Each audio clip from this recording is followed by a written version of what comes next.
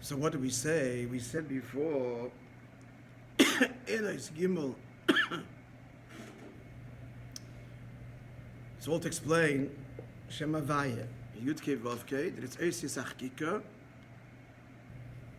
And so he explained how the whole process of Yudke Vavke repeats itself in the big picture, and likewise in the small picture, in each Olam Gufa, and he demonstrated that in Olam Atzilus. So Omnam Avshadal Deishis was in the middle of explaining this. So far, it seems like a radical compromise on the Oyed Insaf. So he wants to bring out, however, that it's not so. It's Oisius Achkika, as I gave the mashal yesterday again, of remember the mashal? Piece of art, where the artist is present, so on the view it's not lost, and the art is unified. That's Iva Chayir Chad, Iva Gamayir Chad. The art is unified with the artist. Hashenki, when the artist is not present, and his signature is on it, and of course you know it comes from him, but it's not the experience. The experience is the art itself. That's extreme division between, or illustration, between Atzilus and Biyah. We're talking Atzilus now. We're talking Shem Yudke Vavke.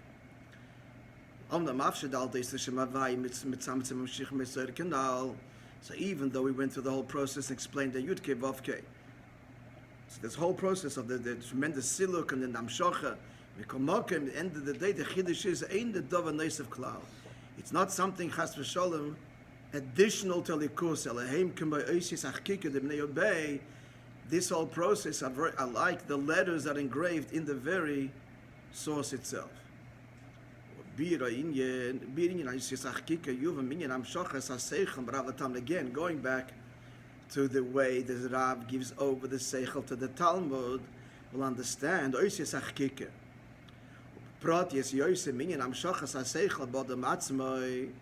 and in more detail, not simply the marshal of the Rav and the Talmud, but in the person himself, just looking at the process of the intellectual process, will understand Oisius Achkika as opposed to Oisius Aksiv. So how does it all begin? It all begins with Havrokas Nakuda. The person gets this insight, this epiphany, this discovery. Now, let's kind of freeze that moment and understand what is happening here.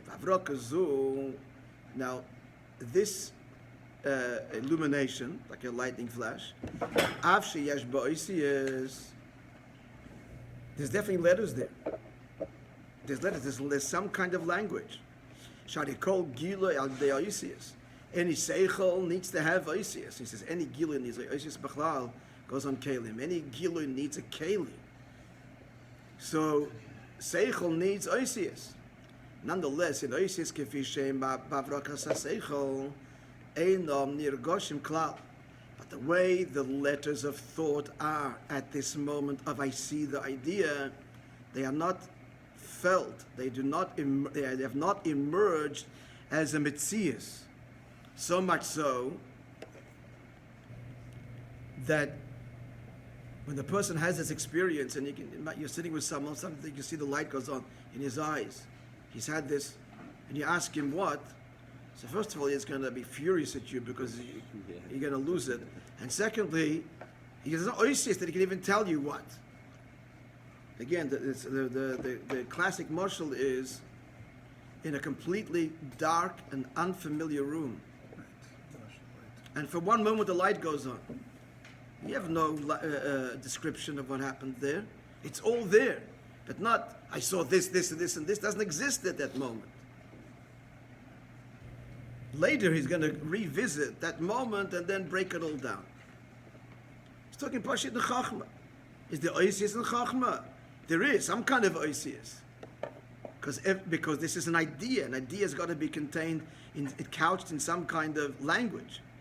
But the oisius are not nirgish. The main thing is the concept and not the letters. The letters themselves are associated with language, and the pure idea transcends language. To be expressed in any language. But the person to be conscious of it needs language. But the language there is completely submerged to the Eira Seichel. Gam kasher choshev es ha-seichel, even when he thinks about it, now it's already kind of bina. He's thinking about it, ruminating,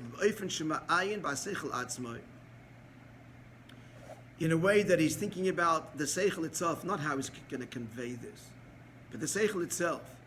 Showing in machshava sheba machshava. So this is starting to gum. That's the next step with the bina step. Yeah. This is all. This, it seems to me, this is bina. So now it's machshava sheba machshava.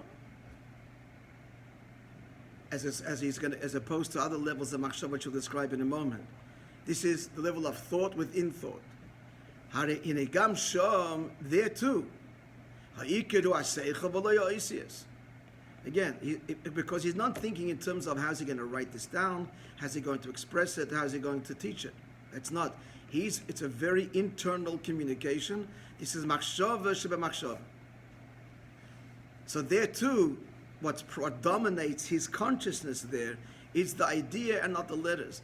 There's certainly no, to put it to, but at this level, he's not thinking in terms of appropriate words, grammar, language, periods, commas.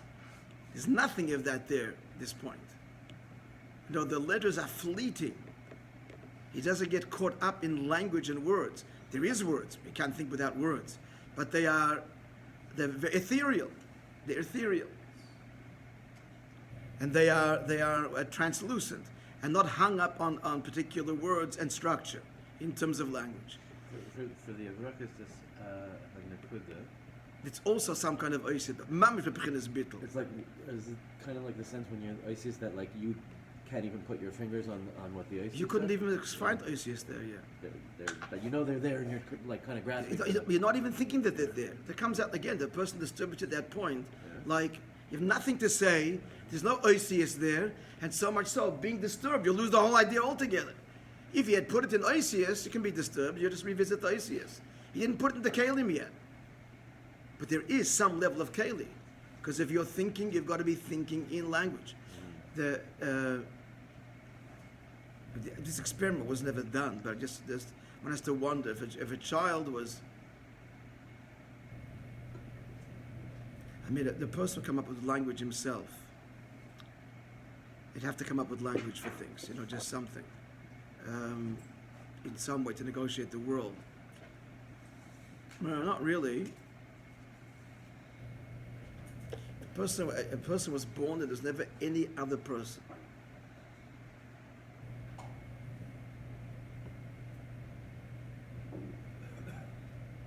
You look at a tree and says it's a tree, but you have to actually give it a name.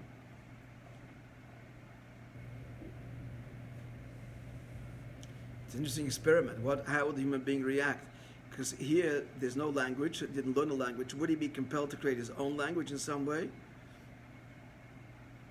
Our brain just has there's a part of our brain that just does that. That's its job. Especially Chassidus, that oisius and language is rooted very deep in the nefesh. Or even a more extreme example, if a person is born and deprived of all sensory experience, they don't feel, hear, or touch. But you have this before babies learn how to talk. Huh? Before they learn how to talk, they're experiencing stuff. Yeah, if the brain hasn't developed yet, even a developed brain. And I'm taking a more extreme example. There's what did you use? English word and the language and words. Depriving the human being of any sensory. What would be going on in the brain? Brain is processing. Brain processes experience. If there's no experience, they couldn't even feel that they had to go to the bathroom or hunger even. We have such experiment, thank God, was never done and couldn't be done. Maybe it could be, but that would be the biggest torture. The kashali would be the etzem, keichas hanefesh. How would they seichel? Certainly, midas could not exist. Midas is a response to something. Seichel is also a processing response of an experience. There'd be no thinking. What would it be? Interesting. Akoponim, anyway, let's go back to our subject here. So, we're in the middle here. So, it's only when he thinks about the idea and now he's putting it into, he's consciously putting it into language. That's the difference.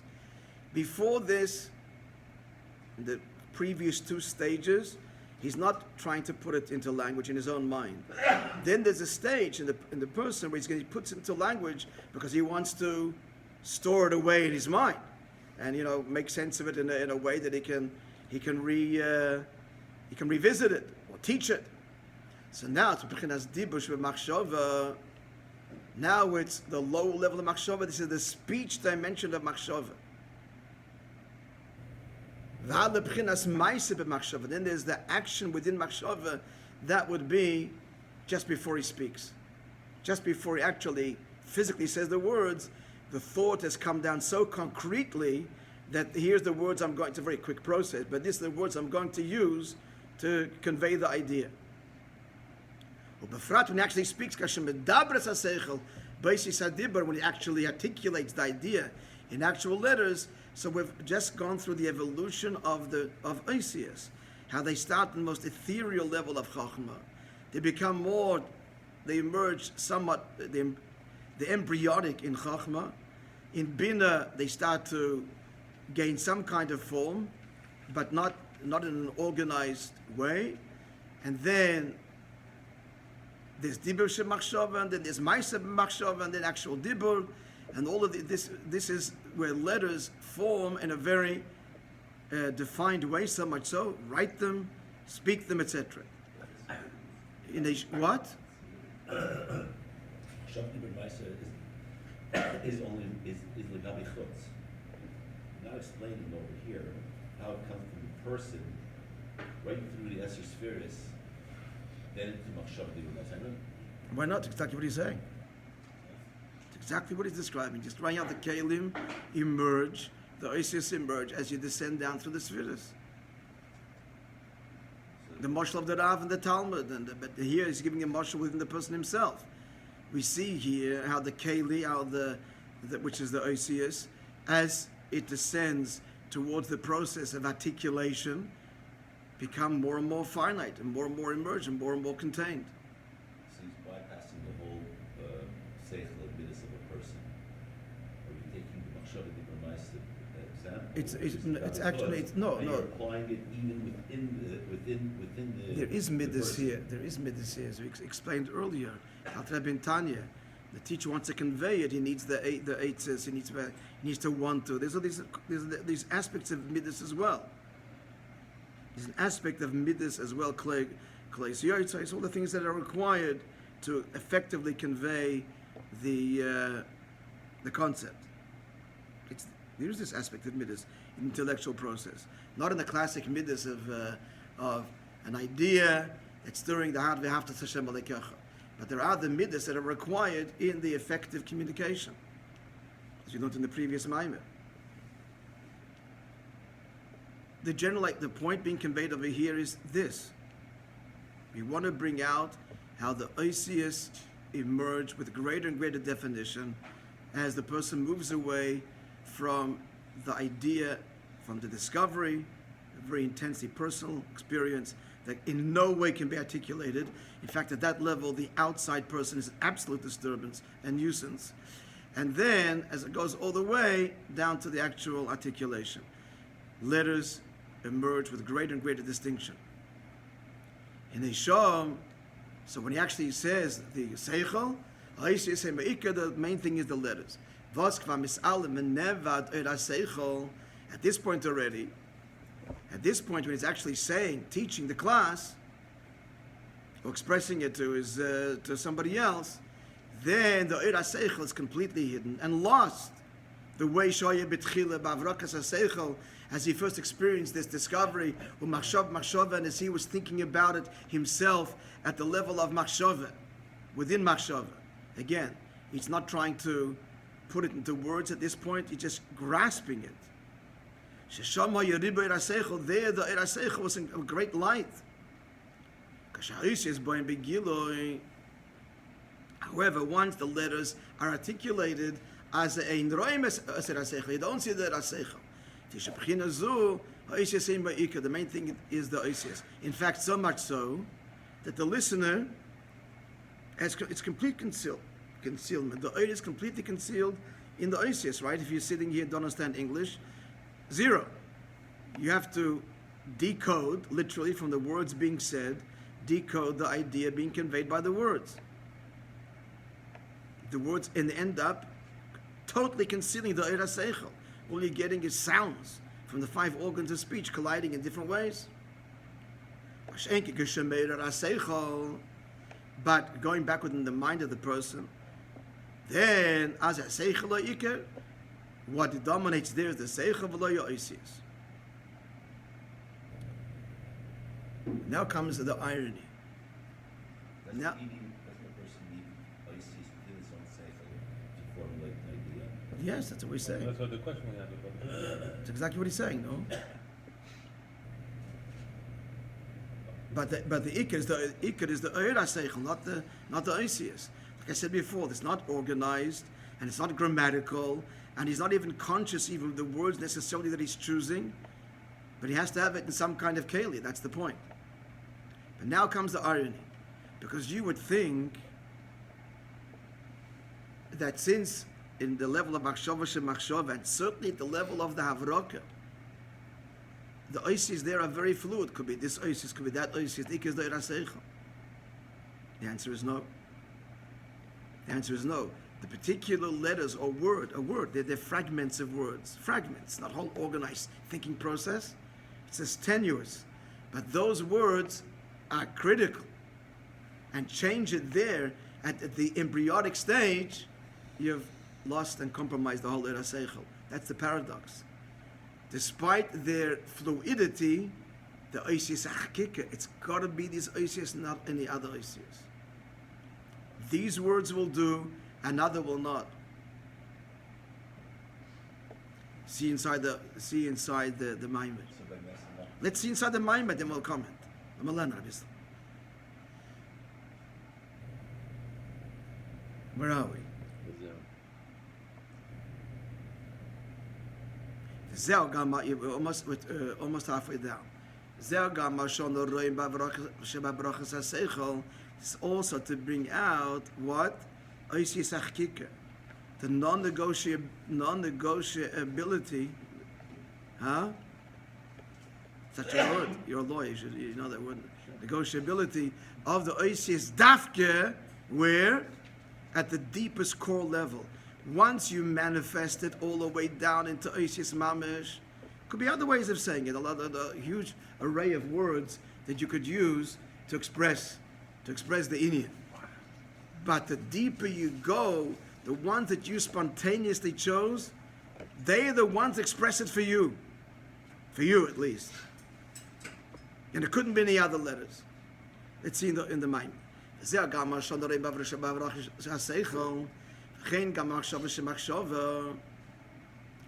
going deep again with the person, the original origin of the birth of the idea. If he's going to think, then could I use a different word? He's going to completely lose the idea. The letters and words that he came up with, that's the one he's got to stick with.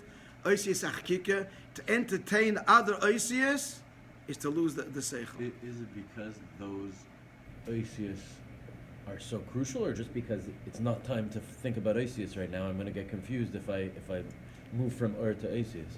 No, it's a good question, and l'chayr the answer is they're so crucial because they're the language that speaks for you. That could be. Here's the interesting thing. That's why these language. At the end of the day, when you finally articulate it, there's many other words that could be used. And irony upon irony may be even better than the ones that popped into your head. But by your association, your experience, your midas, all the things that you've made associations in your path with certain words, that's the ones that your seichel will use to be malbishit.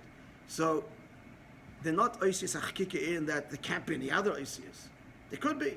And in fact, later down the road, when you're going to write your thesis, you're not going to be the same words you first use. You might find a more subtle word. A couple of dictionary, find better words.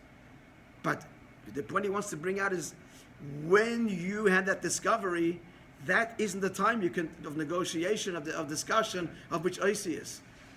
Why? So why did you choose those? Because they're the ones that speak to you, that for you expresses it based on all kinds of experiences that bring you to where you are right now. So those oisius, they're not negotiable. They're not flexible. Fundamental to the seichel so much. They're fundamental They're to fundamental. my havraka. They're fundamental to you and to the avraka. If you start playing with them, then you're going to lose the whole idea. Okay. Why this word or that word? That's the word that spoke to you. It also could make you come from the rotzen, deep, or because of association.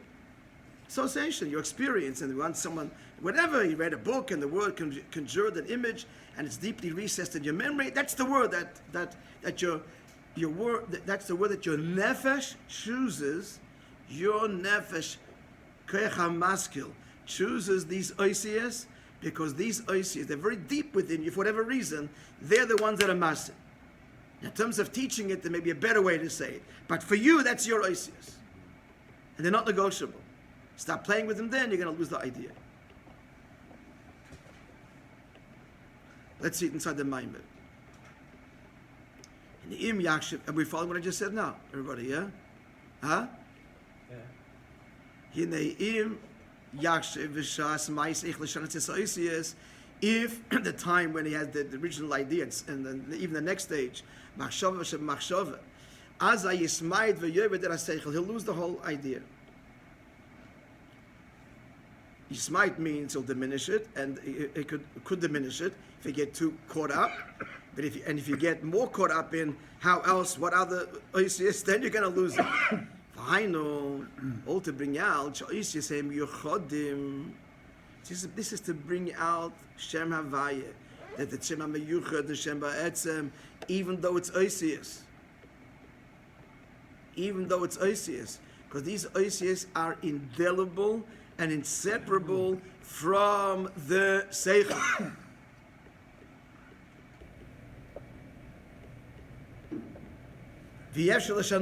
And you can't change them.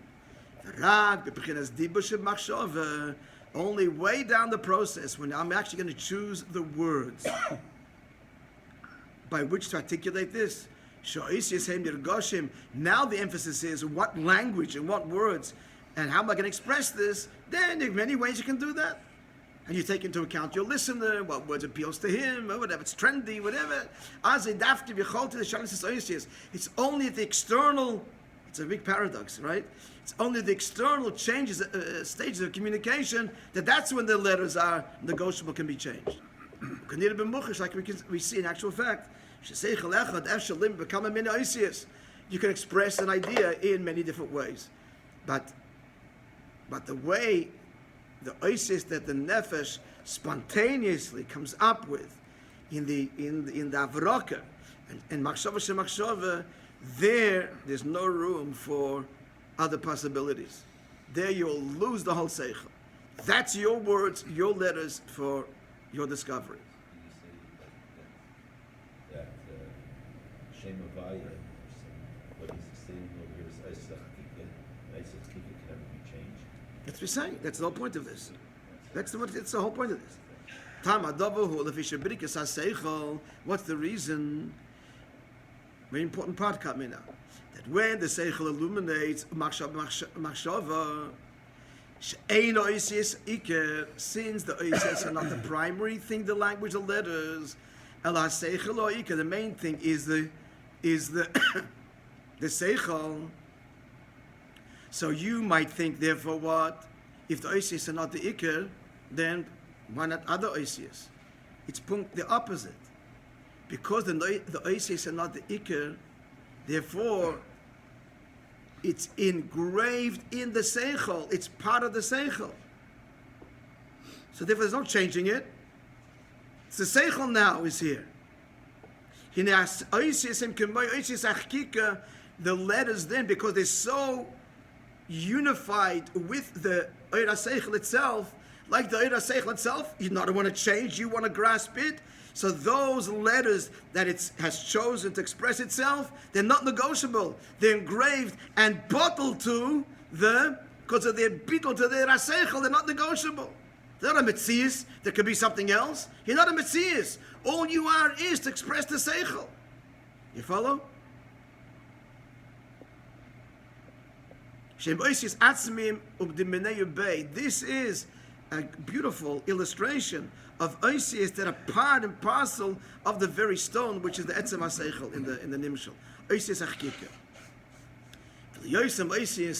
Because these are now essential letters. Again, so why did he come up with these words? Again, for whatever reasons, either because whatever association his nefesh makes with these words, it's not a seichel thing. It's not a pure seichel thing. Because in the end, it could be said in different oisias. It's higher than seichel. It's his nefesh that has come up with an idea. My nefesh has these oisias, and they completely, and I didn't even think which words. It came spontaneously. And because it came spontaneously, it's not a discussion that comes later when you write the book, or you get about to give the class, which oisias should I use? Therefore, they are completely bottled, they're not negotiable, they're submerged, and their significance is not the letter themselves, but that the seichel has chosen these letters. Could have been another one. Like we say, again, let's Atzilus, there's Esesviris, but what's the viewer in Atzilus, what is he seeing? He's saying the Eibishter is decided to express himself this way. So that conveys two things in the paradox. Could be another way. But it was this way. It's him. The Maila of the Eses Sviris is not the Sviris themselves. Chachma, Bina, Das, Chesed. But the Eibishter chooses to express himself. And therefore, what does that mean? Therefore, Dafka, because it's not the Maila of the things themselves, it's not negotiable. That's how the Eibishter is expressing himself. If it's the Maila, he's talking Mailas, then maybe the other Mailas. Could be this, it could be that way. He's speaking the world of Mailas, the world of the actual expression. But if it's God expressing himself, it's God expressing himself. And the Sviras, a bottle, betachlis abitul, eisias achkika. It's got to be this way and no other way, because that's how he chose. Are we following this? Huh? It's about him. Response. Nod. Yeah or no? I'm just trying to think if that would work for our marshal with the art.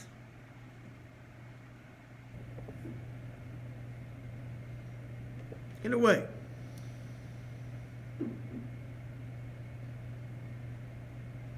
Well, Except the the artist in our mashal, the art already exists. Right? What exists? The art. The art here too. It's like, But in all its detail. it just Eshes Vatzilis, Eshes are all there. They're all there, but it's all it's chikike. It's all bottled to the Eibishter expressing himself. That's not lost. That's what it is. So using an example of the artist, when the artist is not there, it works in a coarse kind of way. When the artist is not there looking at the piece of art, so he did this, he could do something else too. This is him, I know, maybe other pieces of art. But when the artist is standing there and you look at that, it couldn't be any other way. This is him. This is him. That's how he has chosen to express. Now the artist has no choice. He's hardwired to express himself that way. The Eibush, it's a choice. But once he chooses, then that's him.